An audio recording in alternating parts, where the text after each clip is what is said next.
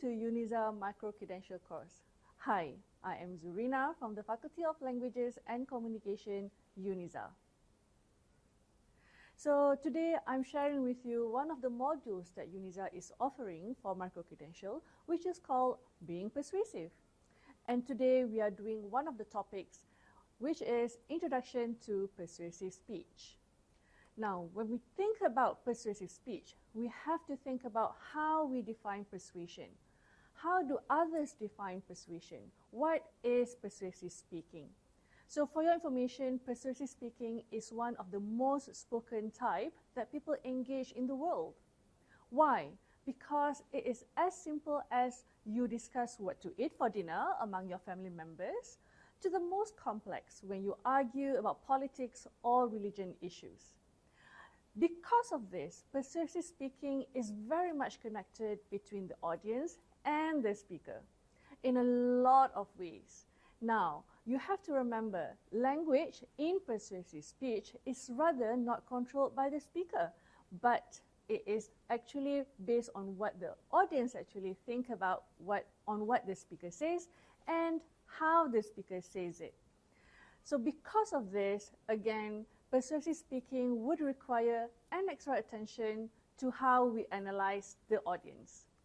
Now, let's talk about psychology of persuasion. There are two things that you have to take into consideration. The first one is listener perception, and the second one, target audience. I'm going to share with you a more detail on both of these sections. So the first one, listener perceptions. When you think about how listeners actually process messages, you have to think about these two. The first one, you have to remember that listeners, they don't just sit passively and soak in everything that you say in your persuasive speech, but rather they engage in a mental give and take with the speaker. And in this instance, it's me. So when you're listening to me as the audience, you're assessing my credibility as the speaker, how I deliver this speech, supporting materials that I use, the language that I use, the reasoning that I give you, and also how I appeal to your emotions. And then, of course, you may want to respond either positively at one point in my speech or in your speech, and then negatively at another. So the second thing that you have to consider is that the listeners, they respond internally rather than out loud. So you have to put yourself in the place of your audience when you're giving your speech. Imagine how they will respond, like how I am imagining how you will respond right now.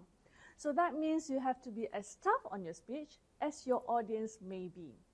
So the next one is the target audience. What does it mean?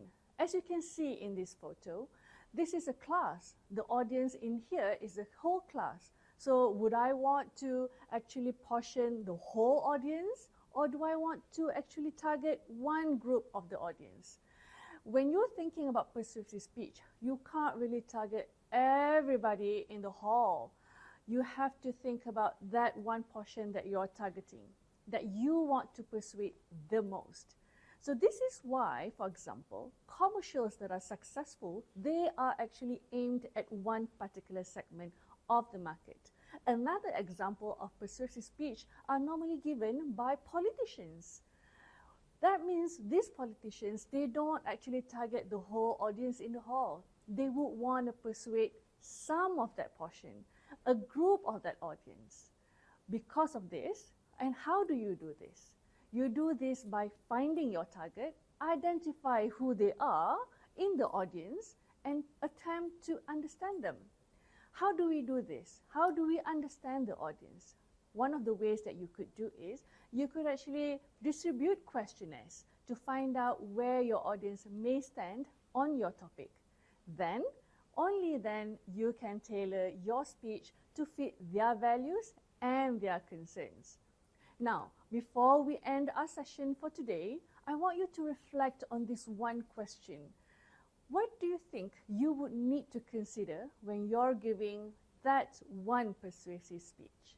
Think about it. Thank you.